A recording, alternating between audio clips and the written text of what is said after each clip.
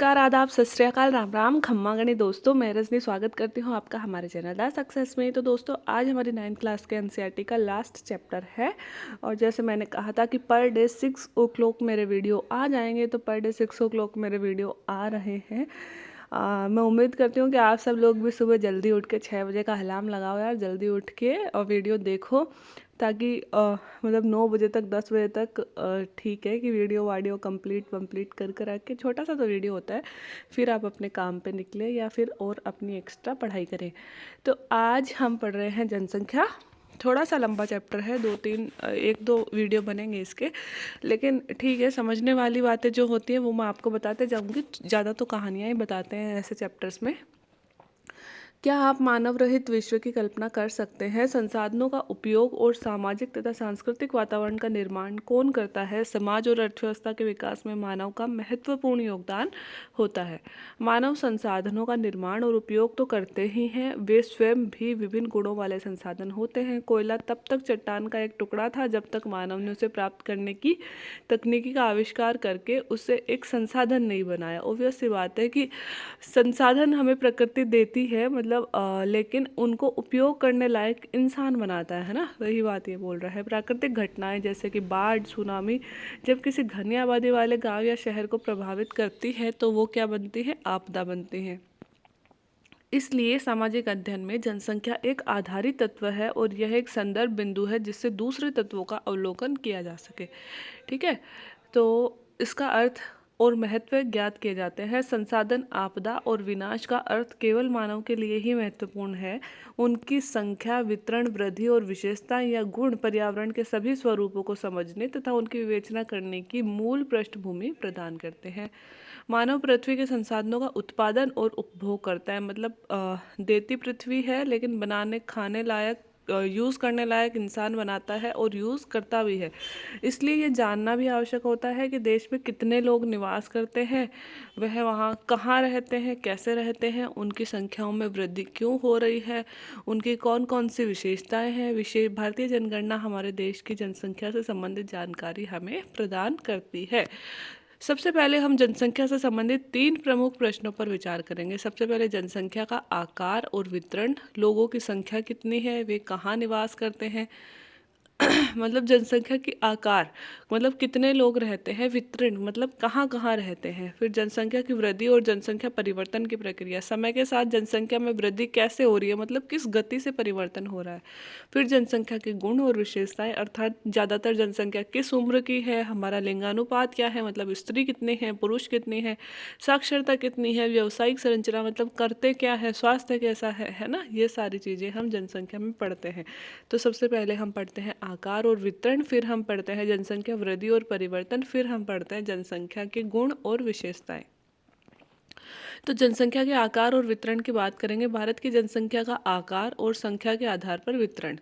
तो अभी तक दोस्तों हर 10 साल में हमारी जनगणना होती है, और अभी तक जो हमारी लेटेस्ट जनगणना चल रही है वो 2011 की चल रही है, क्योंकि 2021 की जनगणना आनी थी 11 के 10 साल बाद में, लेकिन 21 में कोरोना आ गया, मतलब 20 में कोरोना आ गया था, तो डेटा हम कलेक्ट ही नहीं कर पाए। तो अभी जनगणना का कार्य शुरू हुआ है, जब कोरोना खत्म हुआ है, मतलब डेटा कलेक्शन शुरू हुआ है। तो आई थिंक 2023 तक नए डेटा आ पाएंगे, तो तब तक हमें 2011 की जनगणना ही पढ़नी होगी। उससे पहले हम ये वाला पैराग्राफ पढ़ लेते हैं। एक निश्चित समय अंतराल में जनसंख्या की आधिकारिक गणना जनगणना कहलाती है। जन मतलब लोग और गणना मतलब गिनना। तो एक निश्चित समय अंतराल में मतलब लोगों को गिनना ही क्या कहलाता है? जनगणना कहलाती है।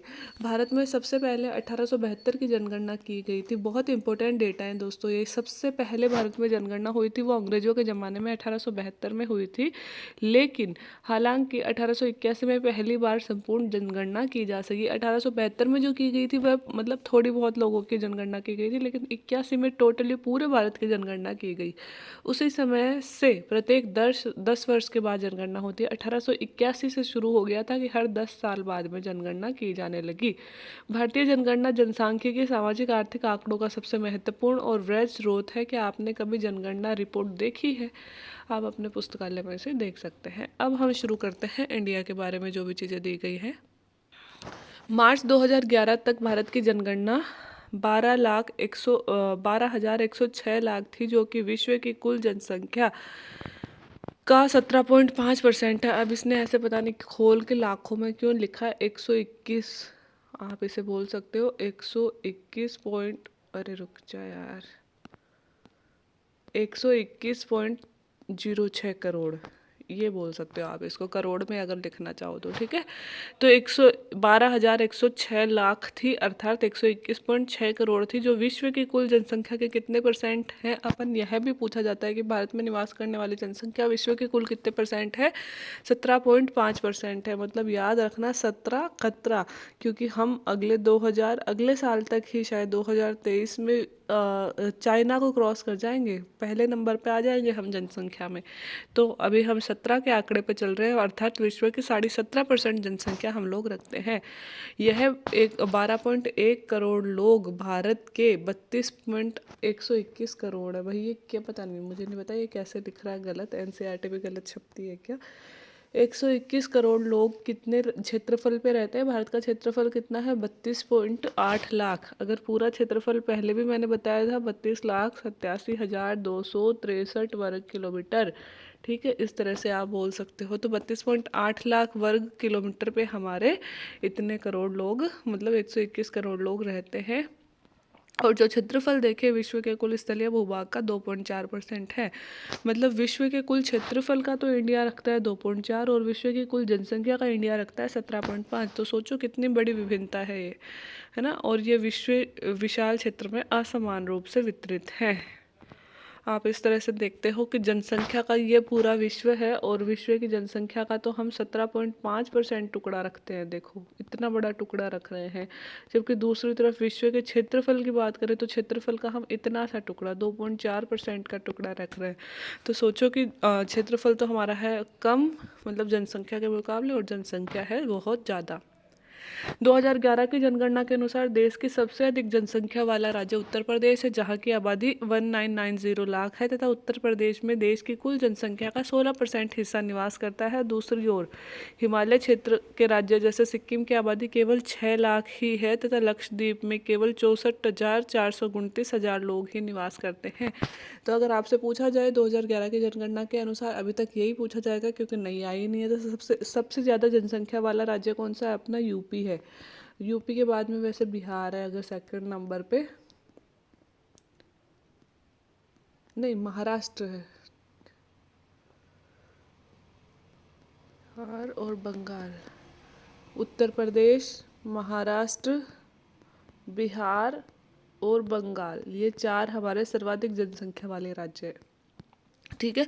लेकिन यहाँ पे अभी उत्तर प्रदेश दिया हुआ है, तो उत्तर प्रदेश याद कर लो। फिर हम जब भारत की भूगोल एक्स्ट्रा पढ़ेंगे, जब हम कॉलेज लेक्चरर वाले नोट्स में पढ़ेंगे, तो और डिटेल में पढ़ लेंगे। और सबसे कम आबादी वाली जनसंख्या कहाँ पे पाई जाती है, अपने सिक्किम, और केंद्र शासित प्रदेशों की बात करें तो लक्षद्वीप में सबसे कम जनसंख्या पाई जाती है। भारत की लगभग आधी आबादी, हाँ यहाँ पे दे दिया, उत्तर प्रदेश, आधी आबादी केवल इन 5 राज्यों में निवास करती है। कहाँ कहाँ पे, उत्तर प्रदेश, महाराष्ट्र, बिहार और पश्चिम बंगाल और आंध्र प्रदेश में, मतलब सर्वाधिक जनसंख्या वाले ये अपने देश हैं। क्षेत्रफल की दृष्टि से राजस्थान सबसे बड़ा राज्य है, जिसकी आबादी कुल जनसंख्या की केवल 5.5% है, क्योंकि आपको पता है अपने राजस्थान में मरुस्थल है, और इसलिए जनसंख्या कम पाई जाती है, जबकि क्षेत्रफल के स्थान आधार पर हम पूरे भारत में पहला है। घनत्व के आधार पर जनसंख्या, ये तो हमने पढ़ लिया कुल कितने लोग रहते हैं। अब घनत्व के आधार पर, मतलब सघनता के आधार पर, प्रति वर्ग किलोमीटर में सबसे ज़्यादा लोग कहाँ रहते हैं, वो पढ़ेंगे हम, है ना, घनत्व के आधार पर। तो जनसंख्या घनत्व असमान वितरण का बेहतर चित्र प्रस्तुत करता है। प्रति इकाई क्षेत्रफल में रहने वाले लोगों की जनसंख्या को ही जनसंख्या घनत्व कहते हैं। तो किसे कहते हैं जनसंख्या घनत्व, प्रति इकाई क्षेत्रफल, मतलब एक इकाई क्षेत्रफल, 1 वर्ग किलोमीटर बोल दो या 1 किलोमीटर बोल दो, उसमें कितने लोग रहते हैं, उसे हम क्या कहते हैं, जनसंख्या घनत्व। भारत विश्व की घनी आबादी वाले देशों में से एक है। केवल बांग्लादेश और जापान का जनसंख्या घनत्व भारत से अधिक है। बांग्लादेश और जापान का जनसंख्या घनत्व ज्ञात कीजिए। तो अभी ज़रूरत नहीं है ज्ञात करने की, हमें ये याद रखना है कि विश्व में तीसरे नंबर पर भारत में सबसे ज़्यादा जनसंख्या घनत्व पाया जाता है, बांग्लादेश और जापान के बाद। अब भारत के जनघनत्व की बात करें तो भारत का जनसंख्या घनत्व 382 व्यक्ति प्रति वर्ग किलोमीटर है। जनसंख्या घनत्व हमेशा हम ऐसे ही बताएंगे दोस्तों, प्रति वर्ग किलोमीटर, मतलब 382 लोग हर 1 किलोमीटर पे रहते हैं। यह भारत का जनसंख्या घनत्व है। ऐसा नहीं है कि हर जगह 382 लोग रहते हैं, कई मरुस्थल है तो बहुत कम रहते हैं, कई बड़े बड़े मेट्रो सिटीज़ है वहाँ पे बहुत ज़्यादा भी रहते हैं। तो औसत हमने निकाल लिया कि क्षेत्रफल के हिसाब से कितने लोग रह रहे हैं अपने, 382 व्यक्ति 1 वर्ग किलोमीटर में रहते हैं। जहाँ बिहार का जनसंख्या घनत्व 1102 व्यक्ति प्रति वर्ग किलोमीटर है, जो सबसे ज़्यादा है। बिहार में सबसे ज़्यादा लोग वैसे तो दिल्ली में रह रहे हैं, बट दिल्ली यूटी हो जाता है, इसलिए राज्यों की अगर बात करें तो बिहार में सबसे ज़्यादा लोग रह रहे हैं। कितने, 1 वर्ग किलोमीटर में 1102 व्यक्ति, ठीक है। और अरुणाचल प्रदेश का सबसे कम है, क्योंकि पहाड़ी राज्य है, उत्तर पूर्व क्षेत्र में 17 व्यक्ति प्रति वर्ग किलोमीटर रहते। बहुत बार पूछे गए हैं दोस्तों, अरुणाचल तो पता नहीं कितनी बार पूछा गया है। चित्र 6.3 राज्य स्तरीय जनसंख्या के असमान वितरण को दिखाता है। तो आप एक बार चित्र 6.3 देख लीजिए। उत्तर प्रदेश में सबसे ज़्यादा जनसंख्या, फिर महाराष्ट्र में 9%, फिर बिहार में 9%, फिर पश्चिमी बंगाल में इतनी। अपन को सिर्फ 4 बड़े और 4 कम जनसंख्या वाले राज्य याद रखने हैं, बाकी ज़्यादा हमें याद नहीं रखना है, ठीक है। और इसमें अभी 4 बड़े यूपी, महाराष्ट्र, बिहार और पश्चिमी बंगाल दिए हैं, और सबसे कम जनसंख्या वाला हमें दिया था इन्होंने सिक्किम, ठीक है। आगे चलते हैं। भारत की जनसंख्या, अब ये घनत्व के आधार पर मैप दिया है, अगर आप देखना चाहो तो इसमें जो रेड एरिया है वहाँ पे सबसे ज़्यादा जनसंख्या घनत्व है, देखो बिहार और पश्चिमी बंगाल में। फिर येलो है, उसमें इनसे कम है, जैसे कि यूपी और केरल में। फिर लाइट येलो है, उनमें 501 से 705, जैसे तमिलनाडु, पंजाब, हरियाणा में। और 250 वाले में सबसे कम, जिसमें राजस्थान, मध्य प्रदेश, छत्तीसगढ़, जम्मू, हिमाचल, उत्तराखंड, अरुणाचल प्रदेश और उत्तर पूर्व के ज़्यादातर राज्य आते हैं। 250 व्यक्ति प्रति वर्ग किलोमीटर से कम जनसंख्या वाले राज्यों के नाम बताइए। पर्वतीय क्षेत्र तथा प्रतिकूल जलवायुवीय अवस्थाएं इन राज्यों की विरल जनसंख्या के लिए उत्तरदायी है। किस राज्य का घनत्व 250 व्यक्ति प्रति वर्ग किलोमीटर से कम है और क्यों? तो अपन ने पढ़ ही लिया कौन कौन से राज्यों का है भाई। अपना राजस्थान आ ही गया, सिक्किम आ ही गया, नॉर्थ ईस्ट के नागालैंड, मणिपुर, मिजोरम, त्रिपुरा, जम्मू कश्मीर, हिमाचल प्रदेश, उत्तराखंड, ये सभी प्रतिकूल जलवायु परिस्थिति है, मतलब कहीं मरुस्थल है तो कहीं पहाड़ है, समतल जमीन नहीं है रहने के लिए। इसलिए असम व अधिकतर प्रायद्वीपीय राज्यों का जनसंख्या घनत्व मध्यम है। पहाड़ी और कटे छटे पथरीले भूभाग, मध्यम से कम वर्षा, छिछली और कम उपजाऊ मिट्टी इन राज्यों के जनसंख्या घनत्व को प्रभावित करती है। ऑब्वियसली बात है, पहाड़ है, पथरीले भूभाग है, बारिश कम होती है, मिट्टी कम उपजाऊ है, तो वहाँ जनसंख्या घनत्व या तो कम पाया जाएगा या मध्यम पाया जाएगा। जबकि उत्तरी मैदानी भाग और दक्षिण में केरल की जनसंख्या घनत्व बहुत अधिक है, क्योंकि वहाँ पे समतल मैदान पाया जाता है, मिट्टी उपजाऊ पाई जाती है, पर्याप्त मात्रा में वर्षा है। और उत्तरी मैदान के अधिक जनसंख्या घनत्व वाले 3 राज्यों के नाम बताइए। दोस्तों हमारे सबसे ज़्यादा जो जनसंख्या घनत्व पाया जाता है ना, वो यहाँ पे ही पाया जाता है, यहाँ पे उत्तरी मैदान में स्थित है। ये गंगा का मैदान है हमारा, यूपी, बिहार और बंगाल, है ना। तो इनमें सबसे ज़्यादा जनसंख्या घनत्व अपने पाया जाता है। क्यों? क्योंकि भाई जो जलवायु है यहाँ की वो ठीक ठाक है। इसके अलावा नदियाँ आती हैं तो प्रतिवर्ष उपजाऊ मिट्टी आती है, उपजाऊ मिट्टी से खेती वेती अच्छी हो जाती है, समतल मैदान है रहने के लिए, इसलिए यहाँ पे जनसंख्या घनत्व ज़्यादा पाया जाता है। जनसंख्या वृद्धि और जनसंख्या परिवर्तन की प्रक्रिया। जनसंख्या एक परिवर्तनशील प्रक्रिया है। आबादी की संख्या, वितरण और संगठन में लगातार परिवर्तन हो रहा है। यह परिवर्तन 3 प्रक्रियाओं, जन्म, मृत्यु और प्रवास के आपसी संयोजन के प्रभाव के कारण होता है। अब जनसंख्या वृद्धि का अर्थ होता है किसी समय विशेष के अंतराल, जैसे 10 वर्षों के भीतर किसी देश या राज्य के निवासियों की संख्या में परिवर्तन। अंतराल किस तरह से याद करते हैं हम? समय विशेष के आधार पर परिवर्तन, अर्थात 10 वर्षों में किसी राज्य की जनसंख्या में क्या परिवर्तन हो रहा है, 10 वर्ष पहले वहाँ की जनसंख्या कैसी थी और 10 वर्ष बाद में उसमें क्या परिवर्तन हो गया, इसे हम कहते हैं समय अंतराल, ठीक है। तो इस प्रकार के परिवर्तन को 2 प्रकारों से व्यक्त किया जाता है। पहला सापेक्ष वृद्धि और दूसरा प्रतिवर्ष होने वाले प्रतिशत परिवर्तन के द्वारा। प्रत्येक वर्ष 1 दशक में, मतलब जो परिवर्तन होता है उसे 2 प्रकार से व्यक्त करते हैं। अब ये बताएगा, एक तो प्रतिशत के द्वारा और एक सापेक्ष वृद्धि, मतलब इतनी जनसंख्या बढ़ गई, या फिर ये बताए इतनी प्रतिशत जनसंख्या बढ़ गई। प्रत्येक वर्ष या एक दशक में बढ़ी जनसंख्या कुल संख्या में वृद्धि का परिणाम है। पहले की जनसंख्या 2001 की जनसंख्या को बाद की जनसंख्या 2011 की जनसंख्या से घटाकर इसे प्राप्त किया जाता है। इसे निरपेक्ष वृद्धि कहते हैं। मतलब मान लो 2001 में अपने 100 लोग थे, है ना, और 2011 में 10 साल बाद में जनगणना होगी 200 लोग हो गए। तो सापेक्ष या निरपेक्ष जनसंख्या वृद्धि हम कैसे याद करेंगे? निरपेक्ष जनसंख्या वृद्धि को 200 में से 100 घटा दो तो हमें पता चल जाएगा कि 10 साल में कितने लोग बढ़ गए भाई, 100 लोग बढ़ गए। या फिर 50 ही हो गए तो हम 200 100 में से 50 घटा देंगे तो हमें पता चल गया कि 50 लोग कम हो गए। बस इस तरह से सामान्य परिवर्तन सामान्य के रूप से निकालते हैं, मतलब सिंपल घटा दो, बड़े हैं अगर लोग तो बड़े हुए में से घटा दो और कम हुए हैं तो पुराने वाले में से घटा दो। तो इसे तो कहते हैं हम निरपेक्ष जनसंख्या वृद्धि। जनसंख्या की वृद्धि का दर दूसरा महत्वपूर्ण पहलू है। इसका अध्ययन प्रति वर्ष प्रतिशत में ज्ञात किया जाता है। जैसे कि प्रतिवर्ष 2% की वृद्धि दर का अर्थ है दिए हुए किसी मूल वर्ष की जनसंख्या में प्रत्येक 100 व्यक्तियों पर 2 व्यक्तियों की वृद्धि। अगर हम प्रतिशत में बताएं और हम कहें कि हमारी जनसंख्या में 10 सालों में 2% की वृद्धि हुई है, तो 2% की वृद्धि का अर्थ क्या होगा? 100 का 2% निकाल लो, ठीक है, तो कहेंगे हम 20 लोगों की वृद्धि प्रति वर्ष हो रही है ना, इस तरह से हम कहेंगे, ठीक है। तो 2% के हिसाब से मतलब प्रति वर्ष 2% लोगों की वृद्धि हो रही है, और प्रतिशत हमेशा किस पे निकलता है? 100 पे। तो इसे वार्षिक वृद्धि दर कहा जाता है। देखो निरपेक्ष वृद्धि दर तो हमने सामान्य भाग की निकाल लिया, तब तो निरपेक्ष वृद्धि दर। प्रतिशत में हम प्रतिशत निकालेंगे कि कितने प्रतिशत की वृद्धि हो रही है, और प्रति वर्ष के हिसाब से निकालते हैं हम। इसे वार्षिक वृद्धि दर भी कहा जाता है क्योंकि हर साल की निकालते हैं। भारतीय आबादी, अब इधर देखो, ये जनसंख्या दिखाई हुई है हमारी कि कैसे कैसे हमारी जनसंख्या 238 थी, फिर 1911 में 252 हो गई, 1941 में 318 हो गई, फिर 548 हो गई, फिर 846 हो गई, और लास्ट में अपना 121 1210.19 हो गई, ठीक है, लाखों में। और इधर देखो, इधर भारत की जनसंख्या वृद्धि दिखाई गई है, कितने परसेंट की हमने वृद्धि करी। तो पहले 21.64% की वृद्धि थी, फिर ये बढ़ गई 64.8% जनसंख्या बढ़ी, फिर इतनी बड़ी, फिर हम लोग थोड़ा सा कम लाना शुरू कर दिया। 1991 से हमने जनसंख्या पे ध्यान देना स्टार्ट किया। फिर 2001 में हमारी वृद्धि दर कितने प्रतिशत थी? 21.54, और वर्तमान में हमें पता है हम खतरे के निशान पे है, मतलब 17.64। हालांकि हमारी वृद्धि दर कम हुई है, लेकिन फिर भी और देशों के मुकाबले अभी भी हम तेजी से वृद्धि कर रहे हैं। तो भारत की आबादी 1951 में 3610 लाख से बढ़कर अभी 12100 लाख हो गई है। कब? 2011 में, ठीक है।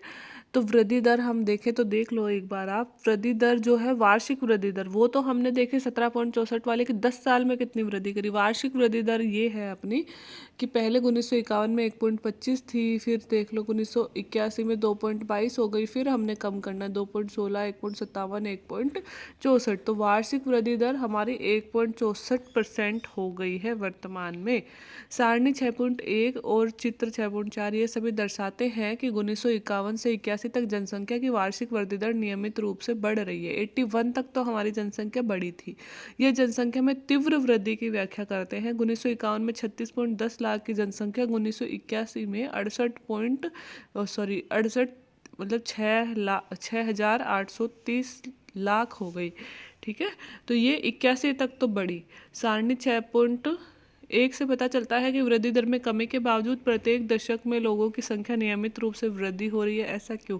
अब आप समझ रहे हो कि हाँ, आप कहोगे मैडम वृद्धि दर में तो देखो कमी हो गई, पहले हम 1.96, 2.20, 2.22 की दर से बढ़ रहे थे, अब 1.64 की दर से ही बढ़ रहे हैं, फिर भी जनसंख्या तो लगातार बढ़ रही है। अरे जनसंख्या तो बढ़ रही है, जनसंख्या तो बढ़ेगी क्योंकि पहले हम 100 लोग थे, 100 लोग 1.25 की दर से बढ़ रहे थे, फिर 100 लोग 2.20 की दर से बढ़ रहे हैं, बढ़ तो रहे हैं ना, ये ऐसा तो है नहीं ना कम हो रहे हैं। अब हम पहले 2.16 की रेट से बढ़ रहे थे, लेकिन अब हम 1.64 की रेट से बढ़ रहे हैं। हमारे बढ़ने की दर कम हुई है, मतलब पहले दो, ऐसे मानो 2 लोग बढ़ रहे थे, लेकिन अब 1.5 लोग बढ़ रहे हैं, है ना। लेकिन बढ़ तो रहे हैं ना हम, है ना, कम थोड़ी हो रहे हैं, माइनस में थोड़ी जा रही है। इसलिए जनसंख्या लगातार बढ़ रही है, हालांकि बढ़ने की दर है कि पहले 4 लोग बढ़ रहे थे, अब 2 ही लोग बढ़ रहे हैं, बढ़ने की दर कम हुई है, ठीक है। 1981 से वृद्धि दर धीरे धीरे कम होने लगी। इस दौरान जन्म दर में तेजी से कमी आई, फिर भी केवल 1990 में कुल जनसंख्या में 1820 लाख की वृद्धि हुई, और इतनी बड़ी वार्षिक वृद्धि पहले कभी नहीं हुई थी। क्योंकि जनसंख्या भी तो बढ़ रही है, पहले जनसंख्या इतनी थी नहीं, और अब जनसंख्या बढ़ रही है, तो मान लो जनसंख्या पे 2.64 से भी वृद्धि हो रही है, तो वो भी बहुत ज़्यादा वृद्धि मानी जाएगी। इस आधार पर यह ध्यान देना आवश्यक है कि भारत की आबादी बहुत अधिक है। जब विशाल जनसंख्या में कम वार्षिक दर लगाया जाता है, तो तब भी इसमें सापेक्षिक वृद्धि बहुत ज़्यादा अधिक होती है। जब 10 करोड़ जनसंख्या में न्यूनतम दर से भी वृद्धि होती है, तब भी जुड़ने वाले कुल लोगों की संख्या बहुत अधिक होती है। जैसे हम कोरोना की बात करें, कोरोना से हमारे 1% के लगभग लोग मरे थे, लेकिन फिर भी सोचो अपने कितने लोग मर गए। 121 करोड़ का 1% निकालो आप, कितने सारे लोगों की डेथ हो गई थी। 1% से मतलब मरे तो 1% भी नहीं थे, 1% लोग प्रभावित हुए थे। तो देखने में तो हमें ये लगेगा अरे यार 1% पे ही तो असर पड़ा है, क्या असर पड़ता है, लेकिन 121 करोड़ का 1% भी बहुत ज़्यादा हो जाता है। इसलिए ये कह रहा है कि 10 करोड़ जनसंख्या की न्यूनतम वृद्धि भी हमारे लिए बहुत ज़्यादा हो जाएगी। भारत की वर्तमान जनसंख्या में वार्षिक वृद्धि संसाधनों और पर्यावरण के संरक्षण को निष्क्रिय करने के लिए पर्याप्त है। मतलब जितनी वृद्धि हम कर रहे हैं ना, उससे हम बढ़िया संसाधनों को खा जाएंगे और बढ़िया बढ़िया पर्यावरण को ख़त्म कर देंगे।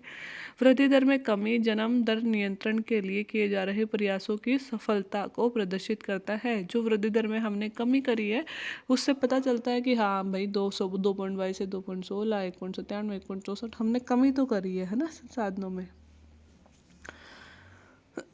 इसके बावजूद जनसंख्या की वृद्धि जारी है तथा 2045 तक भारत चीन को पीछे छोड़ते हुए विश्व के सबसे अधिक आबादी वाला देश बन जाएगा। कब तक? 2045 तक। अभी चल रही है 2022, 2045 तक।